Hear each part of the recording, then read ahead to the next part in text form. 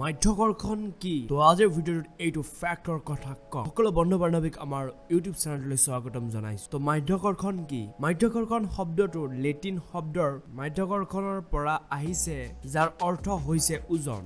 মাধ্যকৰ্ষণ আমাৰ অস্তিত্বৰ বাবে গুৰুত্বপূৰ্ণ, কিন্তু আপুনি জানেনে ই কিয় আছে বা ই কি? আমাৰ জীয়াই থকা আৰু সৌৰজগতৰ কাম-কাজৰ বাবে আমি কিয় ইমান গুৰুত্বপূৰ্ণ দেখিব নোৱাৰো? এই প্ৰবন্ধটো আমি মাধ্যকৰ্ষণ প্ৰকৃততে কি আৰু ই কেনেদৰে কাম কৰে তাৰ ওপৰত এবাৰ চকু দিম।